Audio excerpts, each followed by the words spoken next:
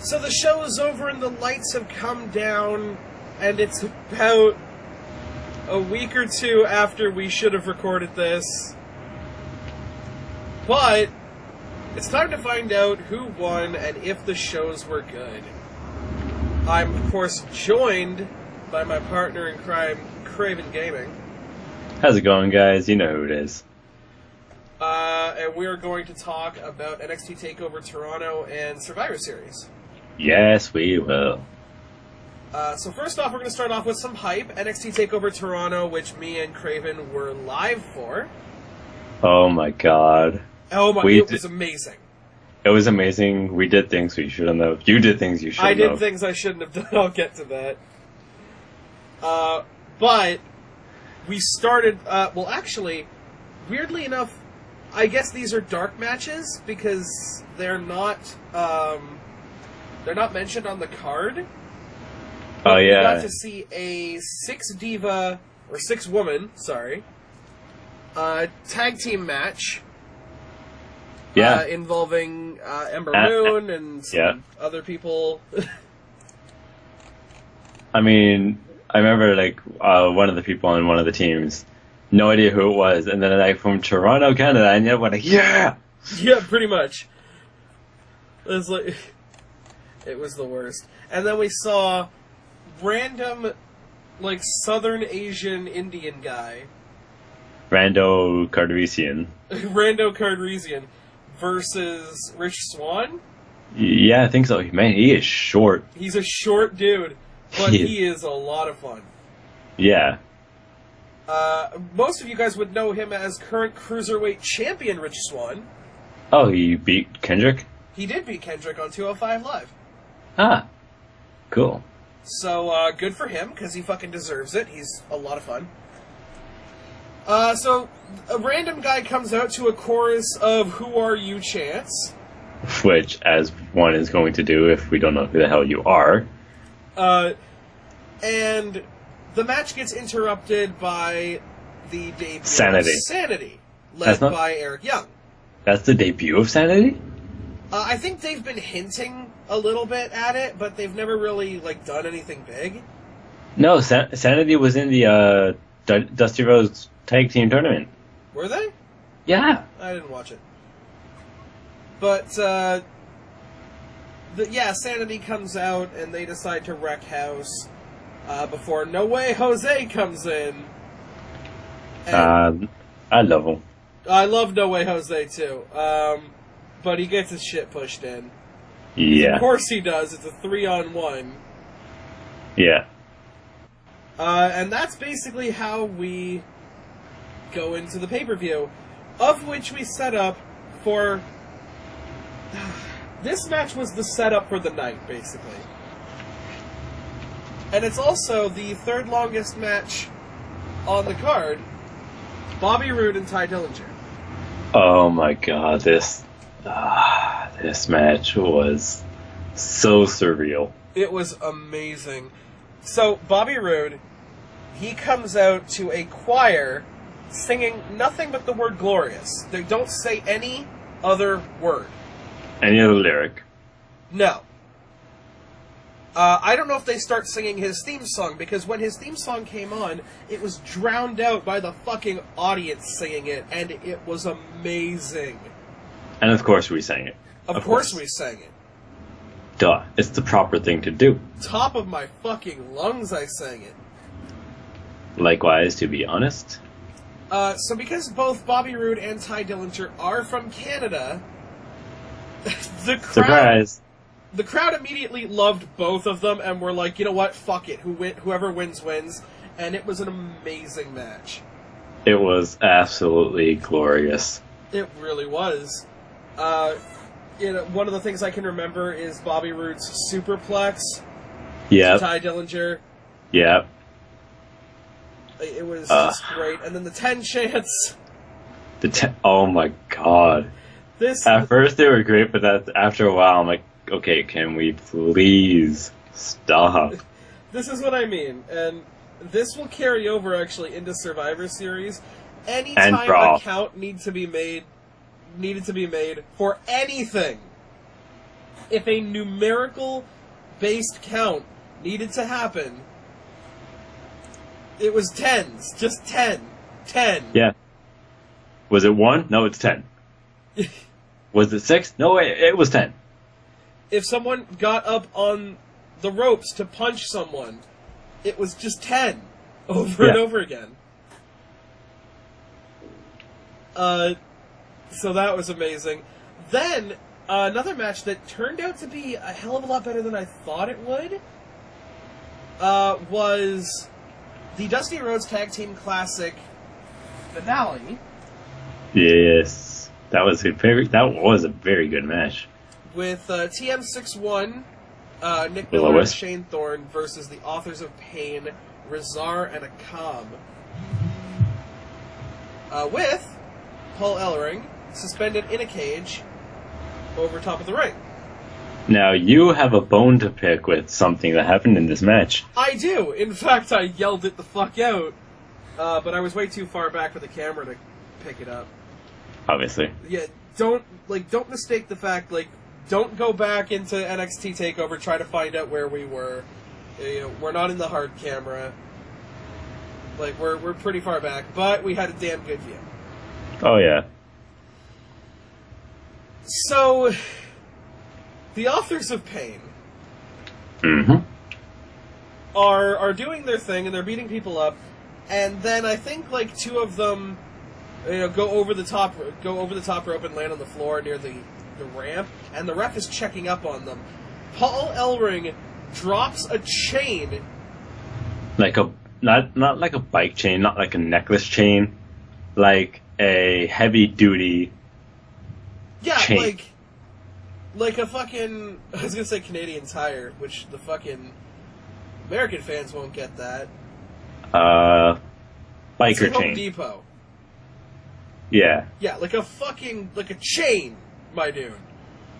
Like Thugonomics John Cena chain. Now, let me put it to you this way. When he dropped the chain, I fucking heard it. I heard the chain hit the ground. How the fuck did the ref not hear the chain? That's not a thing. He was too busy deafened by the 10 counts. But there wasn't even a 10 count at the time. I would have accepted that. But it was dead silence, and you heard shilling.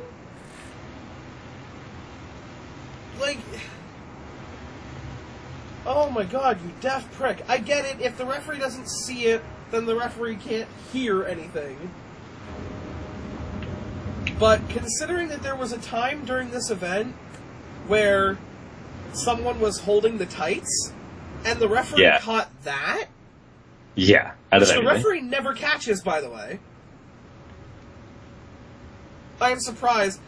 Now, this chain proves to be completely ineffective, and one of the members of Authors of Pain pitches the fucking chain into the crowd. Yep. Nearly, knocking someone's head off. Yep. Although that guy got a really good souvenir for the fucking night, so I'm kind of jealous. I got this black eye, but I got the fucking chain. Right? I'd take the black eye. I'd be like, dude, I got the fucking chain from NXT TakeOver. I'd get it signed. That'd be hard to get signed. It would be hard to get signed, but not impossible. Yeah. I mean, depends on the signatures, really. Yeah. Because, have you seen some of these guys, how they sign things? It's just like, what, ha-ta-ta. Yeah, I'm jealous of people who can sign like that. Majestic fucking eagles. Then, I guess I have to say, the Authors of Pain win. Yeah. Although there was a wicked spot where the Authors of Pain, one of them, I think it's Razar, he has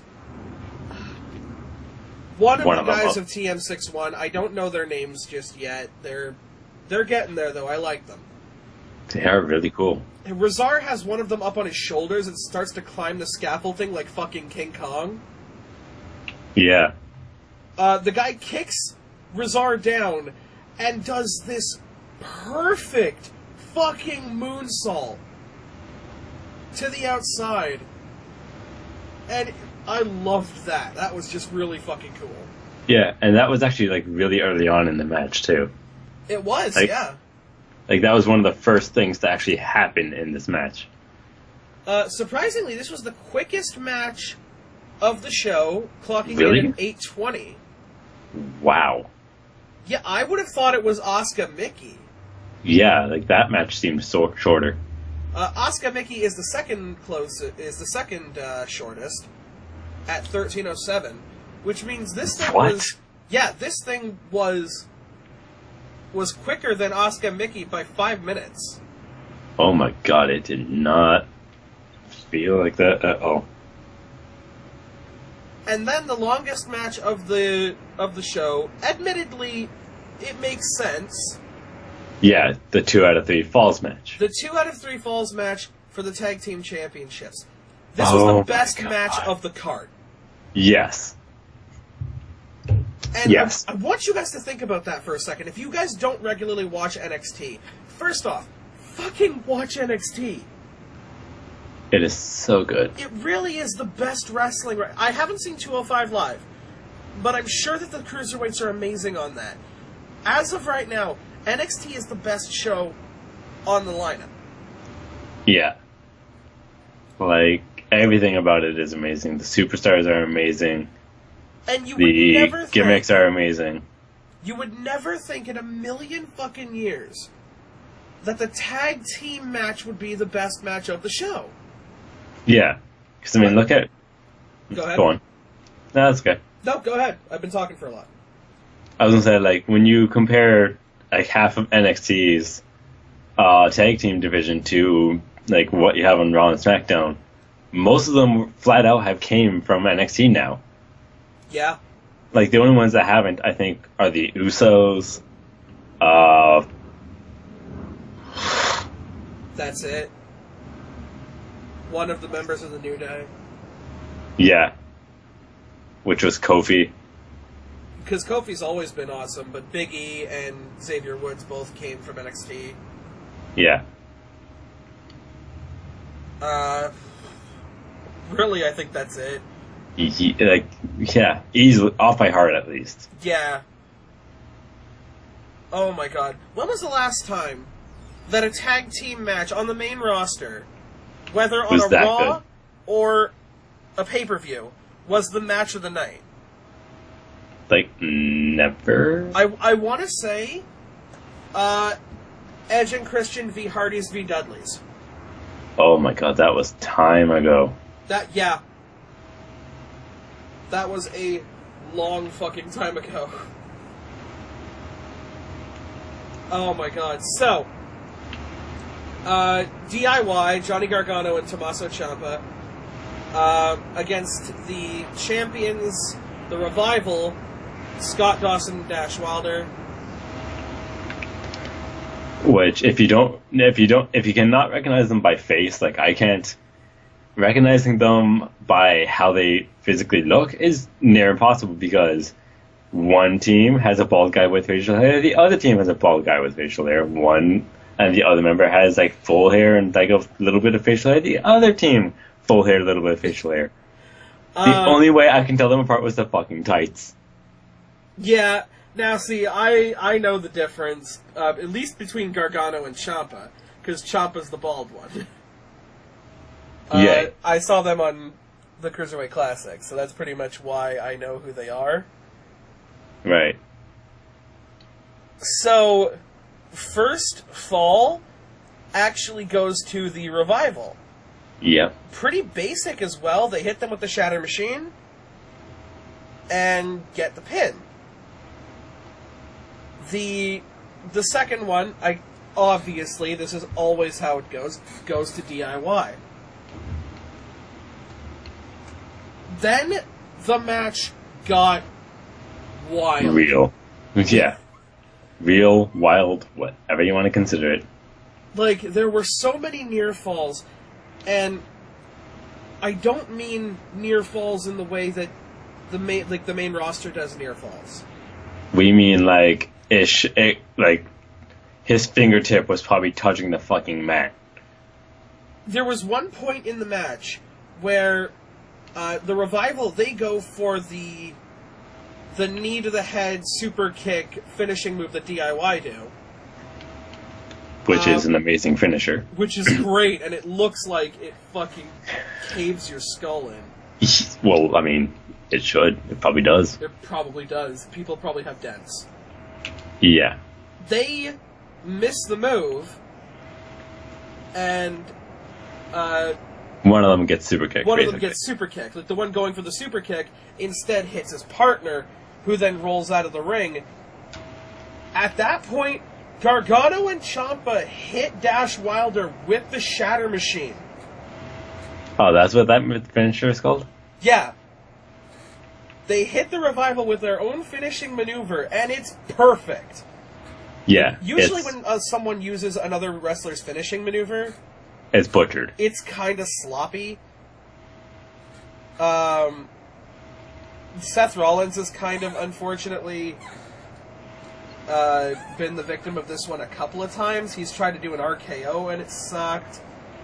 I mean, look, he's took the pedigree, and it's fucking awful. Oh yeah, no, it's absolutely disgusting. But this was perfect. This was exactly on point, and the crowd thought that was the end of the match.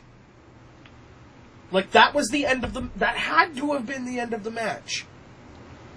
But right. No, it wasn't. They kicked out, and we lost our fudge. Everybody lost their fudge. Oh, yeah, we did. I actually just remembered how the match ended, too. Oh, my God. Yeah. Scott Dawson tries to come in, because I believe it was Gargano slaps the Gargano stretch onto Dash Wilder. I'm guessing that's his submission? It is. Okay. Didn't know the name of it. And Tommaso Ciampa, when basically Scott Dawson tries to come in and break it up, Tommaso Ciampa grabs fucking Scott Dawson and hits submission hold of his own. Hits the submission hold of his own. I don't know what he calls it, but it's the last fucking chancery. Now, one thing... Let me look up Tommaso Ciampa. While you're doing that, one thing I will admit that I liked about this is basically Dash and Wilder are face-to-face at this point. Like, screaming, basically... They're actually grabbing onto each other's arm. I was getting to that. Yeah. I was getting to that. Yeah. Yeah. So, like, they're screaming at each other, basically, like, don't tap, don't tap, don't tap, and grabbing each other's hands and arms. They're like, we're going to stop each other from tapping. It was basically their idea. But they tap like bitches. I mean, yeah. And yes, if you guys paid attention to anything in life, I did say that the Revival was going to win this match. That was my prediction. I still am a little bit like, crap, they didn't win. But at the same time, I'm like, I don't care. That match was just too fucking good. The funny thing was, at this point, I was undefeated. Yeah, yes. I had correctly predicted every single match. And this was my only match wrong, I believe. No, you got every match wrong, because you said Oh, no. No, I said we said Authors of Pain. Yeah, this was my first match wrong. This was the first match you got wrong. Right. Which, shall we say what we did, because spur of the moment thing. Yeah, allow me to shake these in front of the mic here. Oh, you still have them. I do. Yummy, I still have the Bean Boozled that we had. We got them on the way to the event and decided that we would take a bean for everyone we were wrong on. Ah. And the worst was yet to come. When it comes to the beans. Oh, yeah. When it comes to the fucking beans. Match number 4 and the semi-main event was Asuka v. Mickie James. First off, they gave Mickie James her old entrance theme, which I love. Yeah. And she looks so good. She did. Like, for whatever age she is now, I think in her mid-30s? I think? Let me confirm or deny that. She is 37 right now. Okay, yeah, mid/late, depending on opinion. Yeah. Yeah, like, she looks phenomenal. She really does. Like, and there's no ring rust on her at all. Yeah, like, she looked like she just was out with an injury. Right. Type of thing, like. Now, of course, we all know that she was working in TNA at the time. Shh. But, we don't talk about TNA. She was also in Global Force Wrestling. We don't talk about that. It's not WWE. That's true. If it didn't happen in WWE, it didn't happen. Unless, of course, if it happened in New Japan Pro Wrestling. Because they're starting to acknowledge that now. Yeah, because of Brock's Tour of the West, or whatever the fuck that was. Yeah, the Beast in the East? Yeah, that. So, this... I hate to say it, I really do. It's probably the worst match of the card. Yeah. Now, that being said, it wasn't a bad match. Right, like, for what it was a good match. But, like, I flat out told you, too, like, I can see that Asuka's probably going to win, but I'm just going to say Mickey because give it to the returner. Right. And it's still, the jury's still out on whether Mickey's returned or whether she's done a one-night-only thing. Oh my god, she hasn't showed up since. Yeah, she hasn't shown up since. I've been paying attention to her Twitter. She hasn't really talked too much about it. Oh man, I hope she does. Like, I'm guessing the contract negotiations are going down. It's just whether or not, they actually happen. Right. So this was mostly head games. Yeah, this was a lot of head game. Mickey would throw Asuka out of the ring, and then she'd, sit on the ropes as kind of like a... Come on, get back in. The kind of way that they're like, oh, I'll hold the ropes open for you, come on in, little girl, kind of thing. And Asuka would slide underneath the bottom rope as like a fuck you. Yeah, and then repeat the process when Asuka did it to Mickey, and Mickey did the same thing. But Mickey, this time, when she goes under the bottom rope, fucking starts kicking her ass, because she's laying on the floor, so why the fuck not? Yeah. Now, what I would have done is instead of going underneath the bottom, I was like, hey, I'm just going to do exactly what you did. I would have jumped over the top. Yeah, I think that would have been cool. It is kind of what I expected to happen, but no, they just went, tit for tat. There was a suplex to Mickey on the outside that looked like oh my god, yeah, I remember that. Mickey did her standing head scissors, which is always fun to watch. Yeah. Well, I mean, anything with Mickey is really fun to watch. And then the finish happened. Yeah, which was that an Asuka lock? It's like a half-assed Asuka lock that, and they just kind of rolled around in the ring for about 15 seconds before Mickey tapped out. Yeah, it was very abrupt. Yeah, a lot of people couldn't believe that was the finish to the match, especially after the DIY Revival match, which had a fucking amazing finish. Yeah, I guess this was the cooldown match. This was the piss break match, unfortunately. And I mean, sometimes the women's matches gotta be the piss break matches. Sometimes. And in this case, our bad. Yeah, NXT doesn't do it often. So, I'm liking this. I'm also liking this brings me back to the 6-woman tag team match that happened earlier on in the night that wasn't filmed, because it's showing you, these are your new women's division. These are the new girls you can look forward to. And they're not bad. And they're really good. Watching them wrestle, I was like, you know what? I may not remember your name right now, but, have enough of a personality and a connection with the crowd, and make me remember your name. Yeah. Be Fort Minor, make me remember the name. Right. I remember Ember Moon's name, and that's pretty much it so far. And Aaliyah. Aaliyah was the one that was from Toronto. Yeah, that was the Canadian one. Because she got a huge endorsement from Bayley a couple nights before. And she's good. She's really good. Yeah, she was pretty good. The final match. Oh my god. The final match. Shinsuke Nakamura versus Samoa Joe. Oh, super quick. Championship. Super quick. Huh? So, as I called Mickie James for that last match, I had to eat another bean. Guess what? I had dog food. Yeah, you really didn't like that dog food, did you? No. It is bad, my dude. It is really bad. It is so... Oh, I'm gonna go for a stretch. Okay. Samoa Joe and Shinsuke. Shinsuke, buddy. My dude.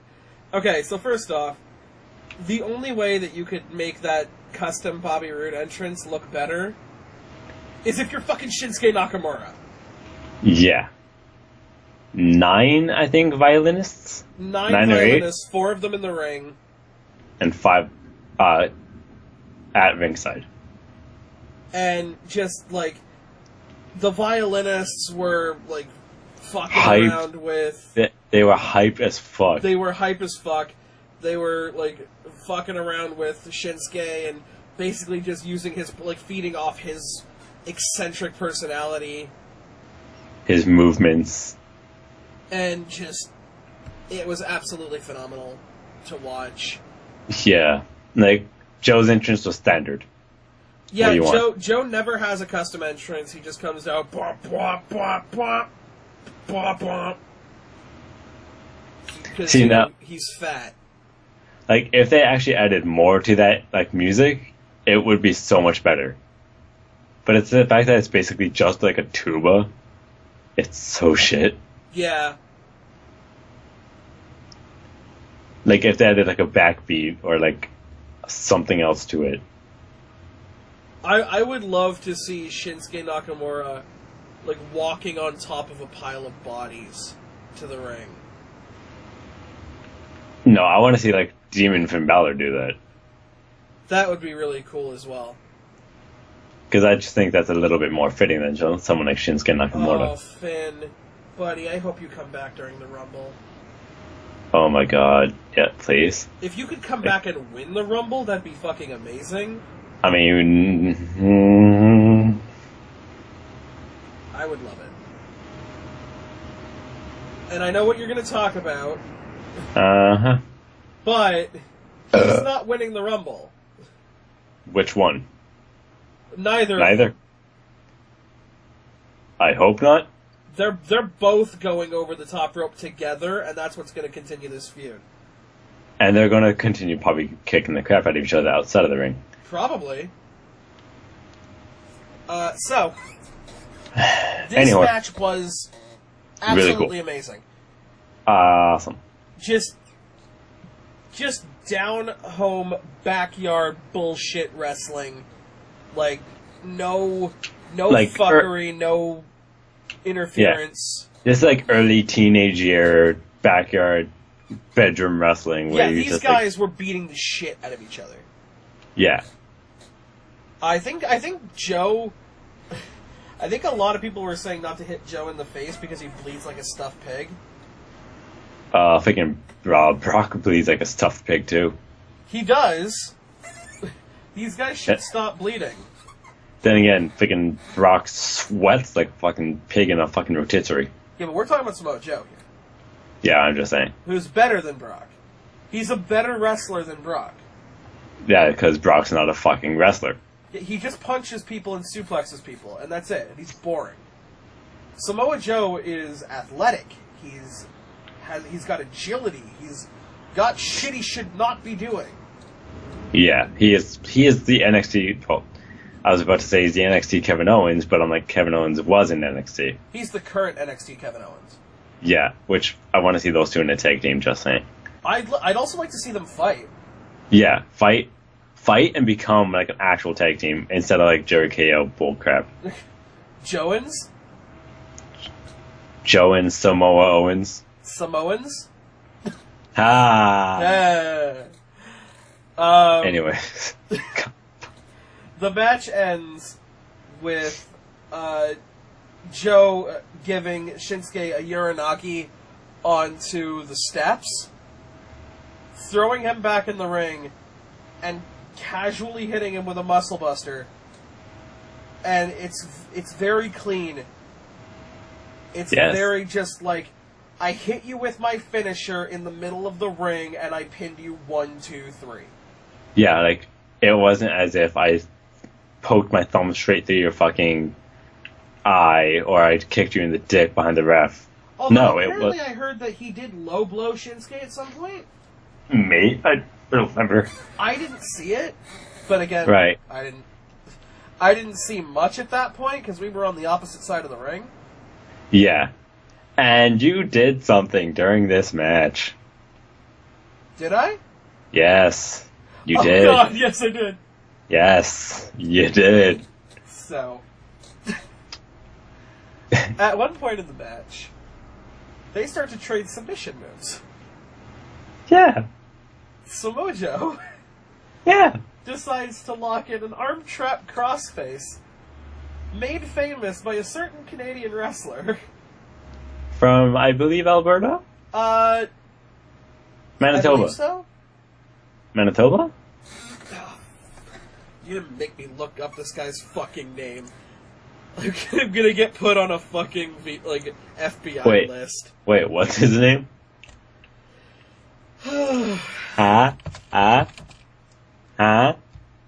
We started a Chris Benoit chant. There you go. There you go. Do you feel better now? You started a fucking Chris Benoit chant. He is from Montreal, Quebec? Oh. Well then. Where does he build from? He's billed from Edmonton, Alberta. Okay. He was born in Montreal.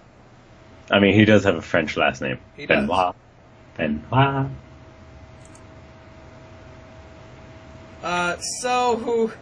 Yeah. I will say though about that submission trade-off, how Samoa Joe transitioned between 3 to 4 submissions so smoothly. It was effortless. Yeah, he's just I think it was ankle lock, something like a half Boston Crab, and then into the to a bank crossface statement kind of thing, and then into the crossface. Yeah, oh, got your ankle, oh, got your leg, oh, got your chin, oh, got your arm and your chin. It's bro. He is fuck Daniel Bryan. He's the Samoan submission machine.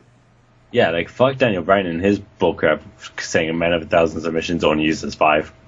Right. Samoa Joe wins and becomes the first ever 2-time NXT champion.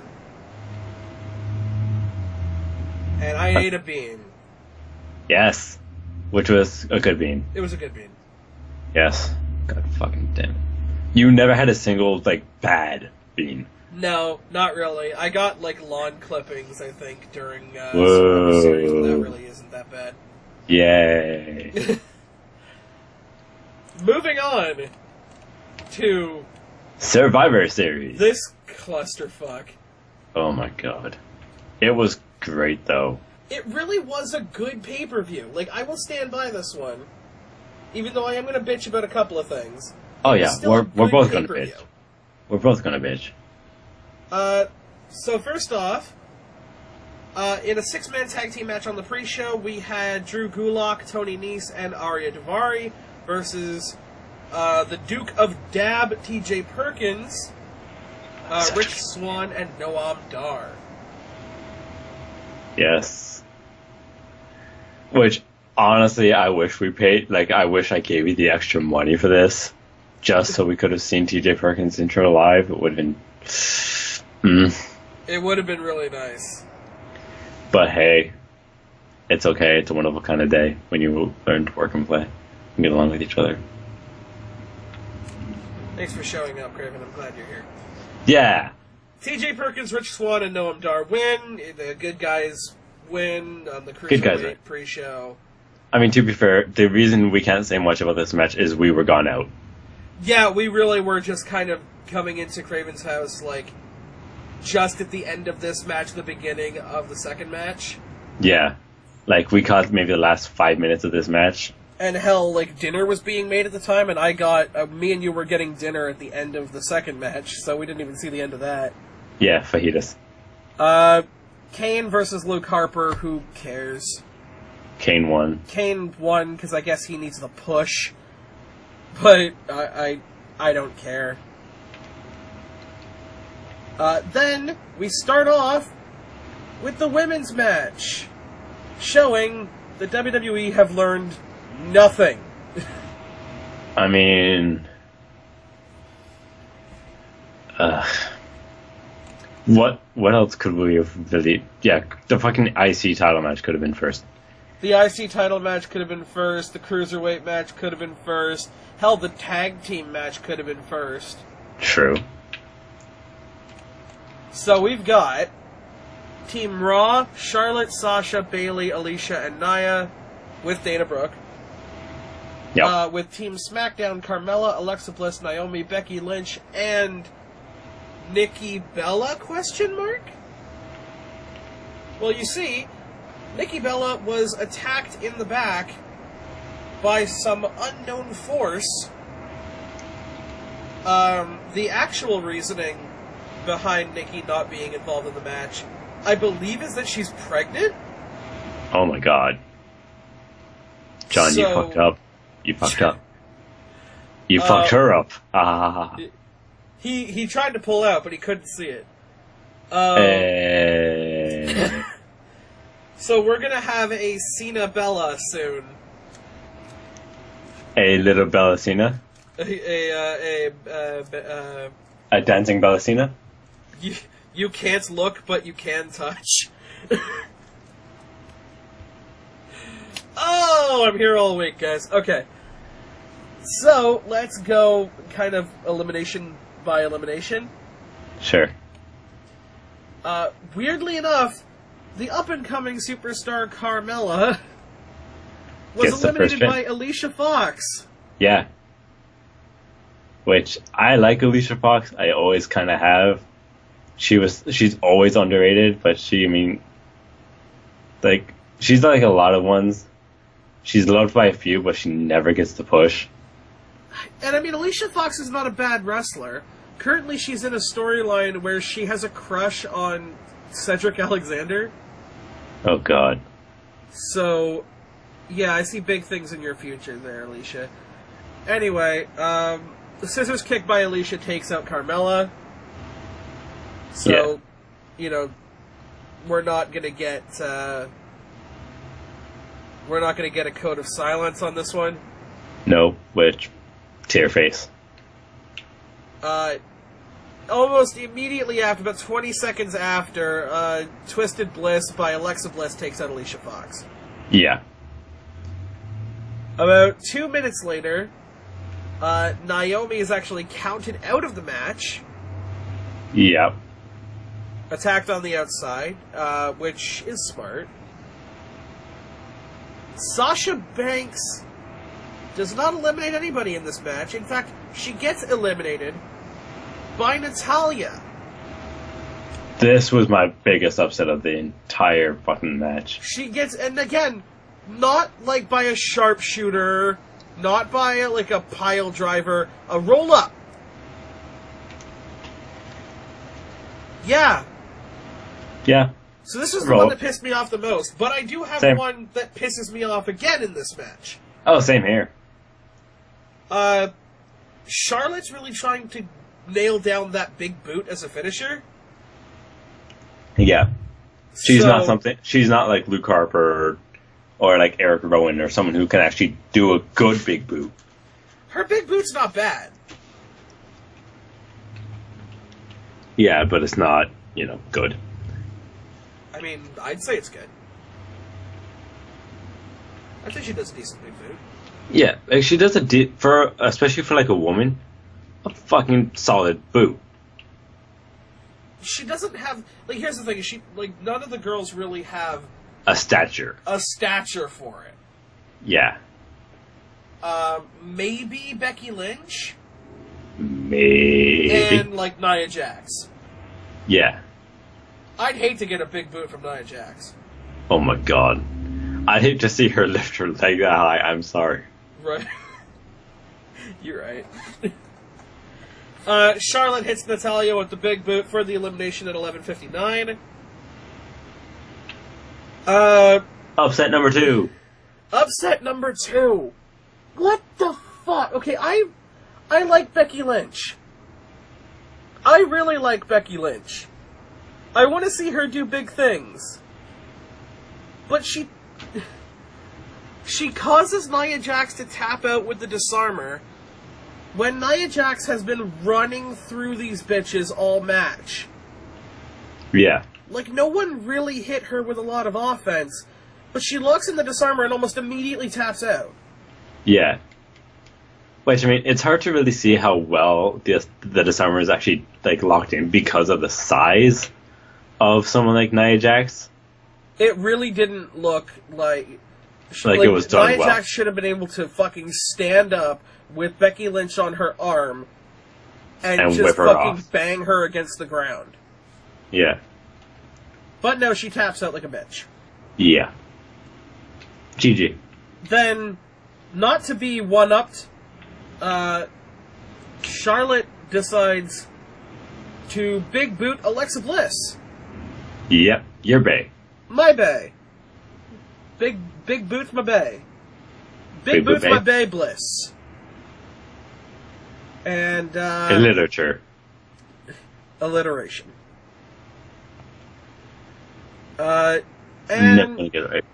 yeah, Charlotte gets the elimination there, and then tags out to Bayley, who has to deal with Becky Lynch, who's, like, pulling her off the ropes, trying to pull her off the ropes, and then Bayley goes with her, Bayley to belly, and gets the win. Charlotte and Bayley as Team Raw's sole survivors. Yeah. So we're not doing too good in this, considering I lost the first one.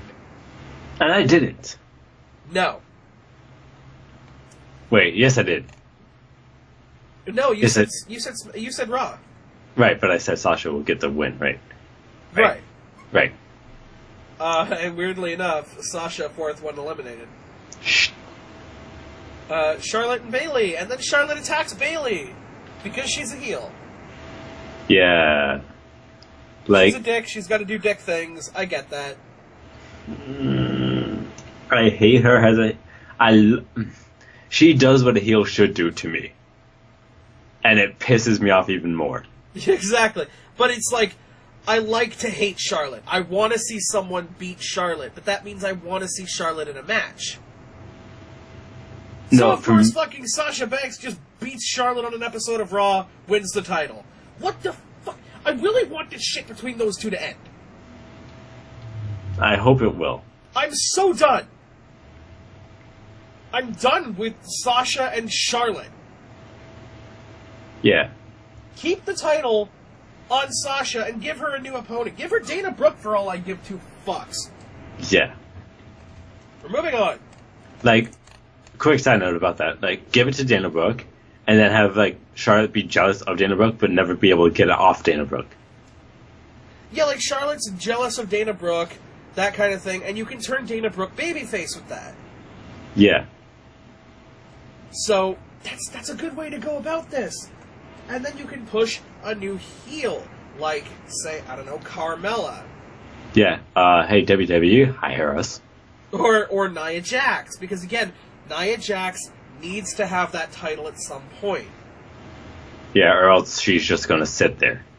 And nothing is better than the conquering beast that you have to defeat. Kind of like having Brock Lesnar. And you don't want Nia Jax to lose a match in 1 minute 26 seconds. We'll get to that. Just saying. Sami Zayn, the underdog from the underground. He's got a WWE Intercontinental Championship match with The Miz. With the Murrays. And if Zayn wins this match, the title transfers to Raw. But here's the thing about Sami Zayn. He loses. He always fucking loses. And it pisses me off. Every time you think that Sammy's gonna grab that brass ring, he's gotta grab that ass ring first. It's just shit. Maurice, again, you're right. Maurice is the reason why he retains the championship. Yeah. But, however, I will say, it was done in a better way than I thought it could have been done.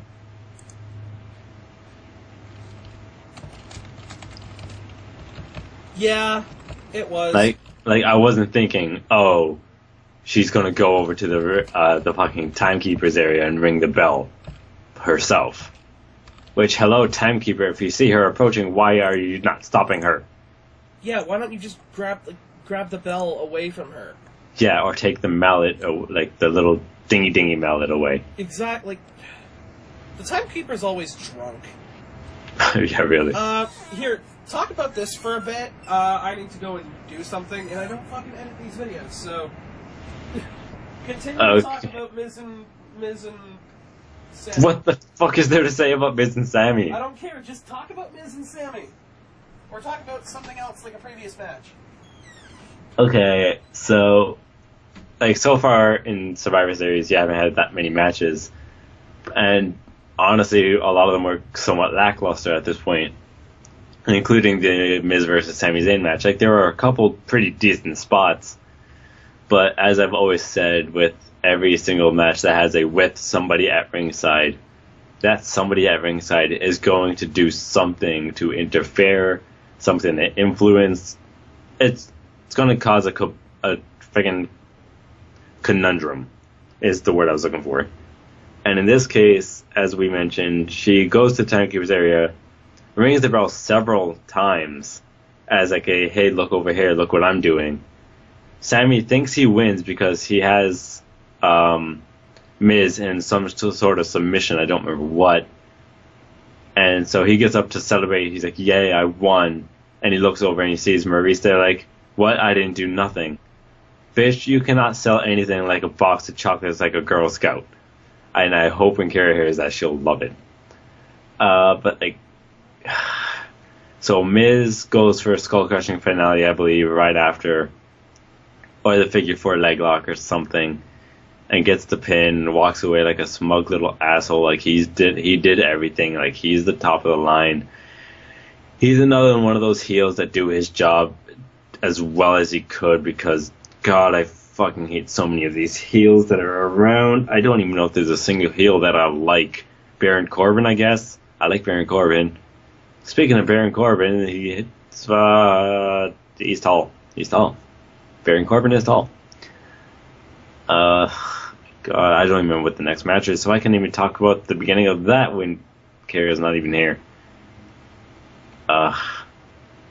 Sorry guys, I'm not interesting. Like, I'm really, really not. This is why I don't do solo commentary over on my channel.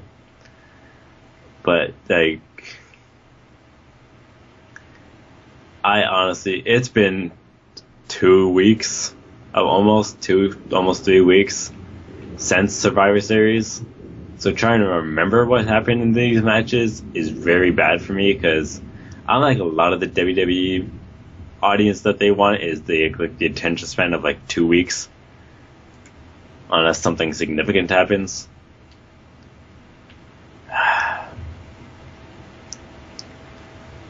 But I guess I'll talk about NXT. Just keep you guys entertained, I guess. So as we've mentioned a couple times, we went there and we watched the entire event live, which was so amazing. It was surreal. It was like everything I could have thought it was, and then some. Because the crowd was amazing. The security was actually amazing, as much as the security never gets credit for anything that they do. The seats were great. We were 12 rows back. You can actually see us, or the signs, in the beginning of Nakamura's entrance. We had a Japanese flag dual sign with King of Strong Style written on it, and it's not there. It's not visible for long, but you can see it. which, I don't know, go back and watch his entrance, and keep an eye out. We were facing the hard camera, so it's not that hard to know where we were. Like, we saw the ramp from where we were sitting.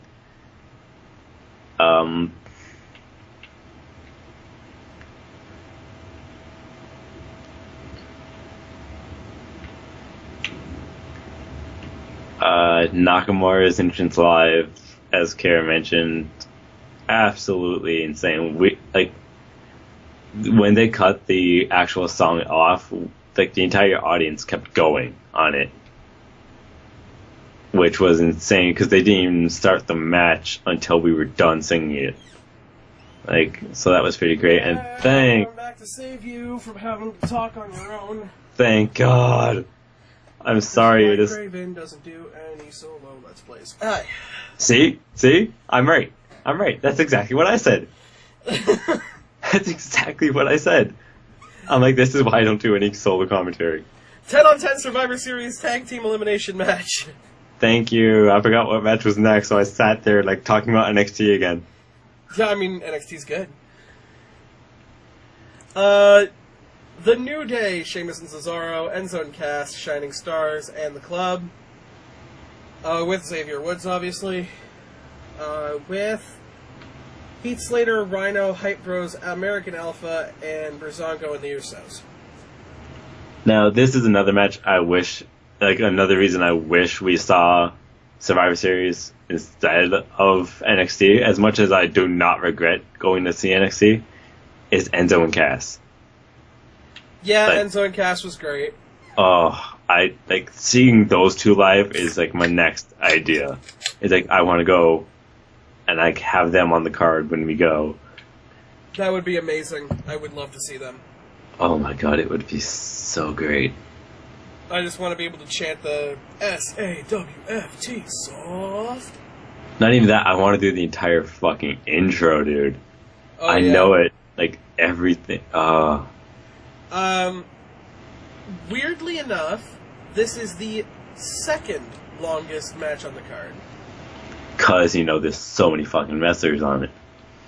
I thought this would be the longest match on the card. I just took a look at how long the 5-on-5 men's match was.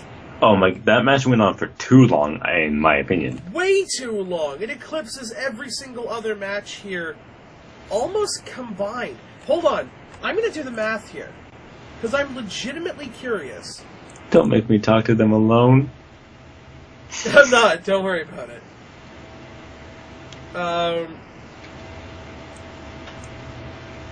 12 plus 18 plus 14 plus 1 plus 17 plus... Okay, so no. It's almost as long as the entire rest of the pay-per-view combined. Oh my God. If the 5-on-5 women's match wasn't 17 minutes long. Oh my God. That's scary. But we're talking about the tag team match right now. First ones that get eliminated, Breezango immediately eats shit 41 seconds into the match by the New Day. Midnight and Hour. Then Super kick, New Day's gone. By the Usos. Just gone. The tag team champions Of Raw. Gone. Gone. That's it. Just gone. It was just so stupid. The Hype Bros get eliminated, or at least Zack Ryder gets eliminated. I mean, Gallows and Anderson with the Magic Killer. I mean, to be fair, out of any way for them to really go. That was nice. I mean, like, I buy it. Before that, though, we had a little moment there from, God, what's his name? The other guy, the other Hype Bro. Mojo Rawley? Yes. Fuck, he's so big. With the fucking dancing and the slapping, and then he fucking, like, he sandwich slaps their head. Yeah. And that looked like it hurt, and Mojo Rawley's so fucking great. Like, I love him. I love Mojo Rawley, and the crowd can't give a shit. Yeah, like, come on. Like, they loved him at first, but I guess he's just one of those gimmicks that people got tired of. Yeah, like, and it's funny, because they're not booing him, but they're not cheering him. It's fucking deadpan silence when he does his thing. Yeah, he's just like, oh, he's there. And I like the fact that Mojo Rawley's still committed to just... He's like, I'm just gonna have fun. Yeah, like, he's like, oh, I'm not gonna drop it. Like, I'm not getting the reaction, fuck this act. Yeah, like, no, we're gonna fucking do this. Yeah, like, I am a hyper. American Alpha kicks the ass of the Shining Stars. Who gives a shit? I mean, it's good that American Alpha got an elimination before they got Magic killed. Because they did get Magic killed.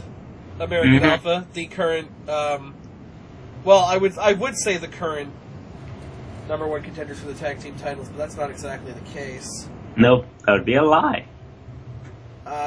American Alpha won the gauntlet match, and, you know, Bray Wyatt and Randy Orton didn't have to do the gauntlet match, so I guess there's favoritism. But they're heels, so I'm supposed to not like them, so fair enough. But after Gallows and Anderson get 2 eliminations via the Magic Killer, the Gore comes into effect, and Rhino pins Carl Anderson to eliminate both of them. Heath Slater and Rhino then get eliminated by Enzo and Cass with the Bada Boom Shakalaka. Yeah, which is... That's I'm not gonna lie. Yeah, it's so dumb. It's incredibly dumb. Enzo and Cass get eliminated via the Samoan Splash from the Usos. Stupid. And then it's down to the Usos and Cesaro and Sheamus. Yeah. And Cesaro gets one of the Usos to tap out via the sharpshooter in Canada. And they liked it. Cesaro won a pay-per-view match With a Canadian. with a hometown move. Okay. Home country move. Home country move, because... Montreal. Yeah, Montreal. Yeah. But with a home country move. Okay. I see you, WWE. You do know how to make good content. Which means you're not stupid, you're just an asshole. You're not stupid, you're just fucking dumb. We then move on. Now, here's the thing. The previous matches kind of went like SmackDown Raw, SmackDown Raw, SmackDown Raw, SmackDown Raw in terms of eliminations. Of course, Survivor Series match between the women ended with 2 SmackDown eliminations. Quite literally, the tag team match was SmackDown Raw, SmackDown Raw, SmackDown Raw, SmackDown Raw, SmackDown. That shit changes in the last match, but first we have to talk about the Brian Kendrick defending his title against Kalisto. This was for the Cruiserweight Championship of the World, and if Kalisto wins, the Cruiserweight Championship and the entire Cruiserweight division gets transferred over to Raw. Over to SmackDown. SmackDown, whatever. Yeah, that's true. I was looking at the word SmackDown while I said Raw. That's okay. Apparently JBL can't tell the difference between Raw and SmackDown either, but we'll get to that. Yeah. So, hey guys, remember when I mentioned Baron Corbin? Yeah, you know how Baron Corbin is not involved in the Cruiserweight division whatsoever? Guess who showed up? Baron Corbin, DQ, Brian Kendrick wins, and Kalisto gets ended dazed. Now, And you eat a bean. and I eat a bean. Yes. I do, because I said that I thought Kalisto was going to win. Yes. But you ate shit, Space Cowboy. No, I ate the bean previously as well. Yes. You ate... I think... No, I won Survivor Series. Yeah, you won 5-3. Yes. But you ate the most consecutive beans. Yes, I did. My beans were spaced out. Pretty much.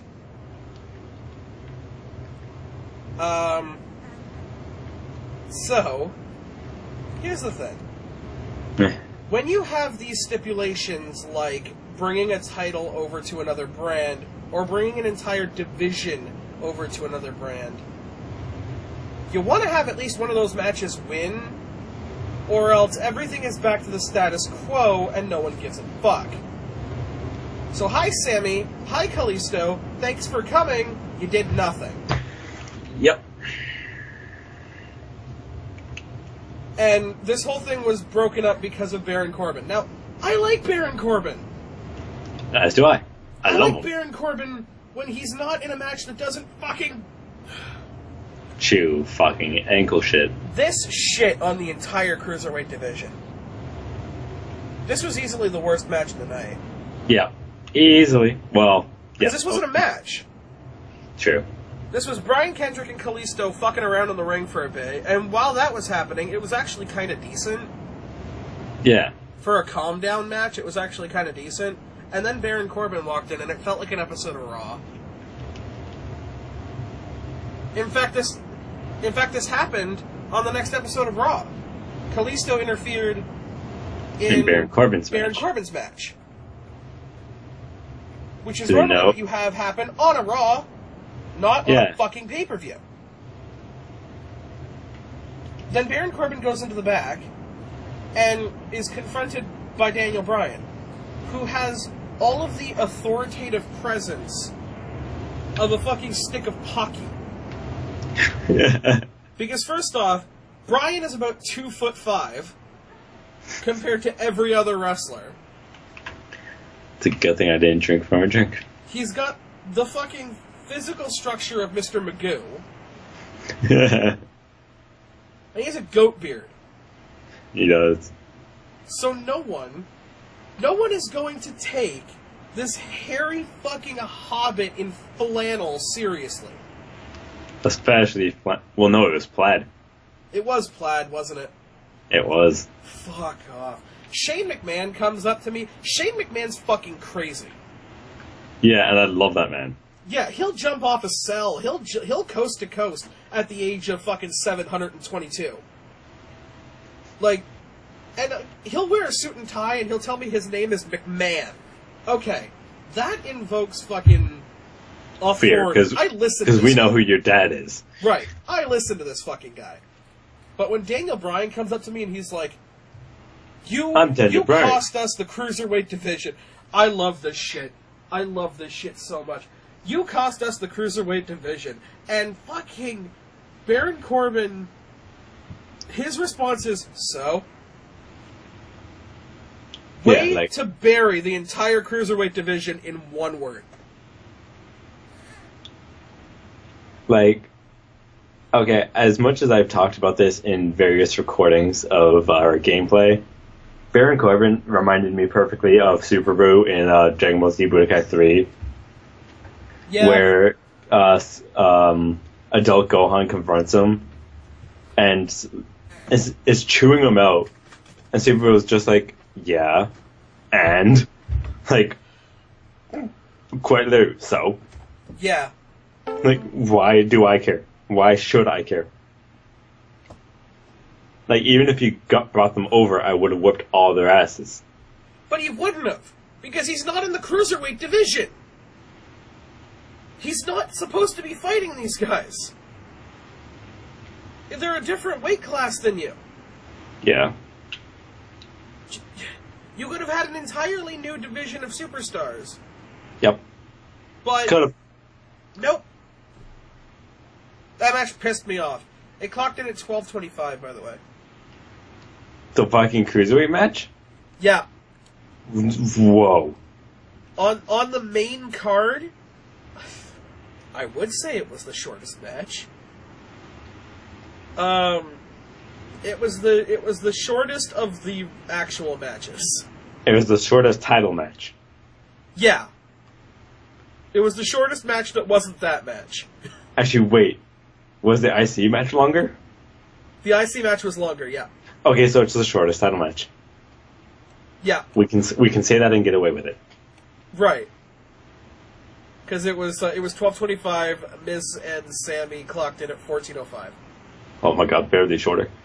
Whew. Now let's talk about the 5-on-5 Survivor Series men's match. This was... How long? How long? Give me this number. 40? 52 minutes, 55 seconds. What? This was almost an hour long. Okay, it felt like it, because it was like near the, like, past the halfway point. Now, that being said, this was the best match on the card. Yes. This was really, really good. I can't remember, actually, the last time a Survivor Series match was this good. I actually liked, when, like, Team Cena versus Team Authority. That was good. I really liked that match. We have better talent in this one, though. Yeah. And that's not just my hatred for Dolph Ziggler. I was about to point that out. I'm like, okay, is that just you being a spiteful little shit? No. I mean, you've got people like Luke Harper fighting on his own, by the way. You've got people like fucking Ryback. It was never really that good. No. I mean, because they never fucking booked... They booked him right for the first while. And then they just tossed him to the side like a fucking... Pud yeah, thumper. if you wanted to make him Goldberg, just fucking make the guy Goldberg. Like, have him squash people. Yeah, like, and he did that for the first while of being Ryback. Yeah. But then he started being like this bully where he'd call people stupid! You are not Chris Jericho. You don't have the same knack of calling people a stupid idiot. Yeah, you stupid idiot. You have to have, like, the quick execution. Yeah. Stupid! Like, fuck off. But we have AJ Styles, Dean Ambrose, Randy Orton, Shane McMahon for some fucking weird reason, and Bray Wyatt. Yeah. Fighting Kevin Owens, Chris Jericho, Roman Reigns, Seth Rollins, and Braun Strowman. Shane McMahon. Shane O'Mac. This really is an all... And James Ellsworth is there. Whatever. A, you cannot shrug on James Ellsworth in this match. I'm aware. But James Ellsworth is starting to get on my tits. That's the only reason. Okay, I don't blame you. Absolutely stacked card here, except for fucking Shane McMahon. I said, when we were booking this, Shane's gonna get hurt. Oh my god, yeah. And Shane gets hurt. Yeah. Of course he does. The man's made out of tinfoil. This guy... Oh my god. This guy has the structural integrity of Vanilla Ice's acting career. Oh my god. And this is why I like your analogies. Oh, absolutely horrible. Shane McMahon should not be wrestling. The Undertaker should have been in this match. Mm-hmm. And that's saying something, because I don't believe The Undertaker should be in matches, because he's also 7,000 years old. They just keep chucking a fucking phoenix down at this guy, and he keeps coming back to life. Again. Let the man die. Like, you let Aerith die. Let this guy fucking die. Who? Don't worry about it. That's where we should have been. Exactly. So, the first person eliminated from this match, I did not see this shit coming. Dean Ambrose. Yeah. Wow. Absolutely fuckered. Yeah, and if you paid attention to me during this match, you noticed I was actually, like, genuinely like, wow, okay. Now, here's the thing. The first elimination in the women's match came at 6 minutes 23 seconds. Yep. The first elimination from the tag team match came at 41 seconds. Yep. Thank you for coming, Breezanka. Right. How long did this one take? 3:42. 16 minutes. Oh, okay. There were a good 16 minutes before the first elimination. That's how you do it. Yeah, like you actually make these guys kill each other before a fucking elimination. Yeah, once someone gets eliminated, Then like, you can speed up the process. you pinned them. You pinned them. You won a match against them, essentially. Yeah, and for lackluster words. Like, it should feel like they've done enough to pin someone in a match. Now, Braun Strowman going over Dean Ambrose, that's a big push. Yeah. You're really pushing Braun Strowman here to be this guy that needs to be basically like Brock Lesnar, the guy who fucking runs through people, who needs to be beaten by an up-and-coming guy. And they're looking like that's going to be Sami Zayn? I have no confidence that's the case. Yeah, like, I fucking doubt it. I would love it, because I love Sami Zayn. I love this man. But I legitimately think that Braun Strowman's going to go over Sami Zayn so that he goes over a big name, and then someone else is going to come by and get him. Like, maybe Balor, maybe... I don't even know. Maybe Seth. But Braun Strowman beats Dean Ambrose running Power Slam. And so the brawl goes to the outside, and the referee's counting. I swear to you, he's counting from 1 to 10, even though all you can hear is 10. Yep. As we said, like this, that chant carries over. We get to 8. Braun tries to get into the ring, but something's got his leg. Hornswoggle returns. No, it's even worse. It's fucking James Ellsworth. Now, how in the hell did James Ellsworth stop Braun from getting into the ring? Wouldn't he just swat this guy like a fly? Are we supposed to believe that that fucking James Ellsworth rooted fucking Braun Strowman to the ground?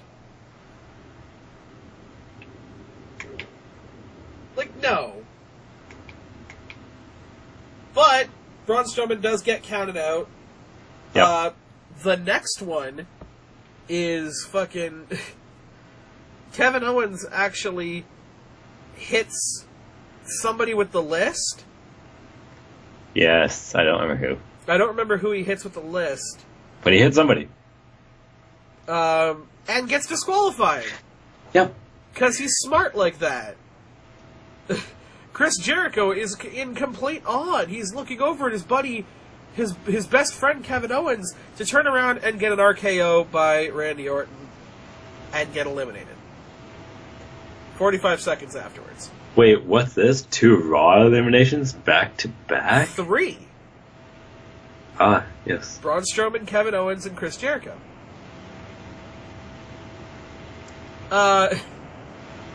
Then Shane McMahon. Shane McMahon, in all of his fucking, like, Lucerian wisdom, decides to set Roman Reigns up for the Coast to Coast. Yep. Roman Reigns up. He attempts to do the Coast to Coast and gets speared out of midair by Roman Reigns. Now, had Shane McMahon not been ancient, and I mean like Legends of the Hidden Temple ancient,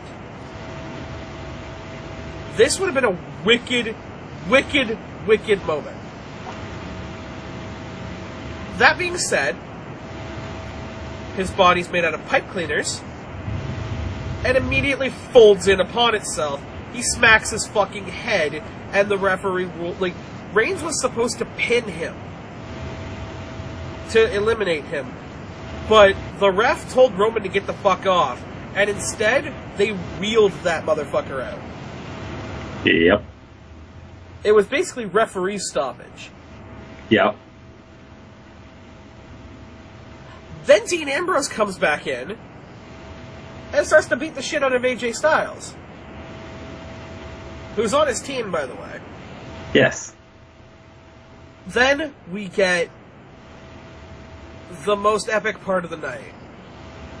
The Shield reunion. Because as Dean Ambrose is being carried off by the security, we see Reigns and Seth looking over at their guy who basically just handed AJ Styles to them. Yep. Like, take this shit, Lord. I don't like. Fuck my team and fuck everything. I want to kick the shit out of AJ Styles. Yeah. And they beat the shit out of the security guards and help out their buddy. It's a Shield reunion, and they triple powerbomb AJ Styles through the announce table. It was amazing. It was fucking great. I hope this leads to an actual Shield reunion. But I'm looking at what they're doing with Roman Reigns, and probably not. Yeah, and I'm looking at what they're doing with Dean Ambrose, and hey, look, he's on SmackDown. Yeah, that could be changed easily. Yeah. Then, RKO by Randy Orton to Seth Rollins. Bray Wyatt gets the pin on him. This is where I got scared. Yep. Because Roman Reigns was the last one against Bray Wyatt, who never wins a pay-per-view. Ever. And Randy Orton. Who is Randy fucking Orton? Who's Randy fucking Orton. And it's just Roman Reigns left. And I'm like, please don't. Please don't let Roman Reigns win this. He will get the biggest boo of the year. Like, of his career, probably. Of his career. If he goes over to... No, he wouldn't. No, that was the Raw Rumble. Yeah. Because of Daniel Bryan. Yay. Fucking audience. If you have Roman Reigns defeat the odds and beat these two, there's going to be an issue. But Roman Reigns actually sets Bray Wyatt up for the spear, and Randy Orton takes the spear for Bray. Yep. Because, Randy Orton is part of the Wyatt family, which I'm never getting my head around.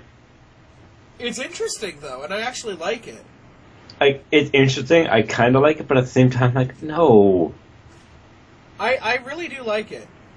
Randy Orton's too good for that. But this is not for Randy.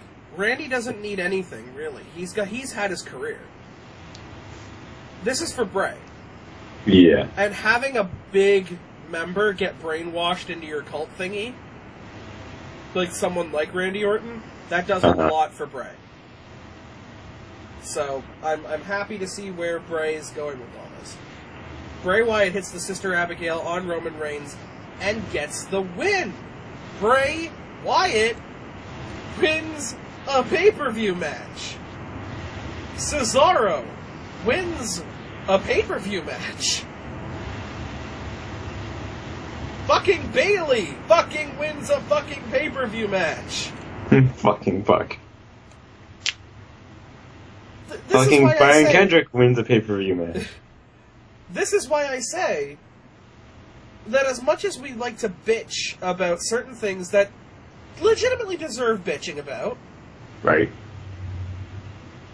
This was a really good pay-per-view. Mm-hmm. And then... At least this was justified for a reason. This was justified after the match. Yeah, which, you can't really tell at the fucking second. But fuck you. Fuck you and your justifications. Because I was right. I have no problem with you being right. I have a problem with how it was fucking done. Mm-hmm. Goldberg makes his way to the ring. Brock Lesnar makes his way to the ring. The bell rings, 2 spears, jackhammer, pin. Well, no, it was shove, laugh, spear, get up, jackhammer. No, spear, get up, spear, pulled up, jackhammer, win. 1 minute, 26 seconds. This is the guy, by the way, that beat the streak. Yeah. This is the guy that beat The Undertaker's WrestleMania streak. This is the guy who chewed through big match John Cena, superhuman John Cena. The new guy, Roman Reigns, he fucking destroyed the shit out of him. And he was beaten in 1 minute and 26 seconds by a man who hasn't been in the ring for 12 years. Yep. Here's the thing, I love Goldberg. I really do. I'm actually a really huge Goldberg fan. And if Goldberg won this match, that's fine. Right? But earn it. And Goldberg didn't earn it. He didn't earn beating someone who beat the streak. Now, can we say why he won it as quick as he did? This was the kayfabe explanation. This is not real. Is it proven it's not real? Oh. Or are you choosing not to believe it? It's not real. One planned spear or two planned spears are not going to legitimately crack the ribs of Brock Lesnar. They're not. That just sounds like denial. Just... I get that they tried to explain it, and Paul Heyman's promo where he's fucking crying Was great. was amazing. Because I don't know if Heyman is crying because his client is currently worth nothing anymore,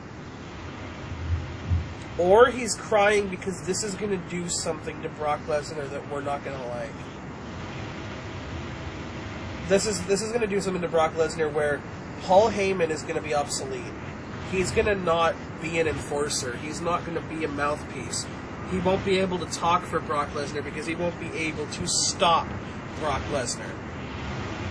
And if that's where this is heading to, then fine. I can accept that. I can accept that Brock comes back during the Royal Rumble and just throws. I want him to, with absolutely no effort, one-hand toss Bill Goldberg over the top rope and into the crowd. I want this guy to come back as a fucking kaiju monster. Like breathing fire. With, like, scales for skin. Because otherwise, you have fucked Brock Lesnar.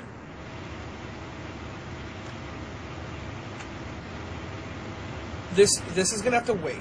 This is going to have to wait for the Royal Rumble because Goldberg says he has a title run left in him where he's going to bury Kevin Owens in 1 minute 26 seconds because we need more talent to get completely decimated. Goldberg, my dude, I love you. I really do. But earn it. Because this is the era of WWE where you have to earn it. And if you don't earn it, the crowd eventually will shit down your throat. This is why we love people like Finn Balor, like Sami Zayn, like Kevin Owens, like Shinsuke Nakamura. These guys who have been all over the world. Austin Aries, Bobby Roode, Eric Young. They've competed in every match imaginable. Matches with stipulations that WWE can't even have because of its PG rating. Matches which have broken bones they couldn't even pronounce. But Goldberg is a novelty. He is a spear and a jackhammer, and occasionally a gorilla press. Which I'll be surprised if he could do that. The man is 49 years old. Go away. Go away and let someone else beat Brock Lesnar. So I'm hoping that because of this, Brock Lesnar comes back and he's bigger and he's stronger and he's meaner and there's no shred of humanity anymore. There's no more laughing. Yeah, the laughing needs to go. The laughing needs to go. He needs to treat every single person he steps in the ring against like he could beat them, or like this person's going to beat me in 1:26.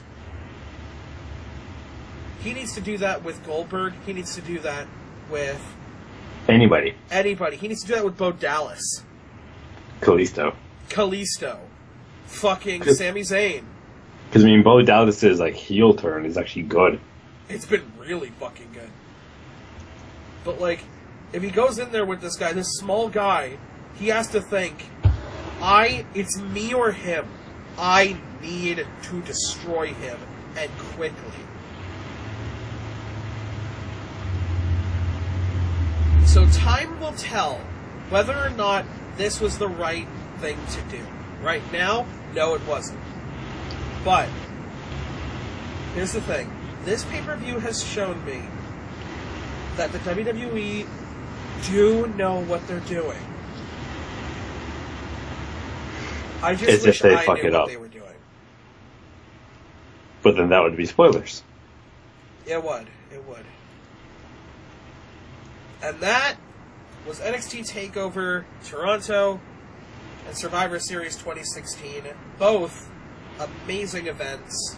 Mm-hmm. At least this video wasn't 1:26. No, this was 1:26. I mean, it's not going to be at 26 by the time we finish this. I mean, I'm gonna wrap this up right now so that we can't get to the next minute. I'm the Medieval Massacre for myself and Crevan Gaming. And until the next one, that's the 411.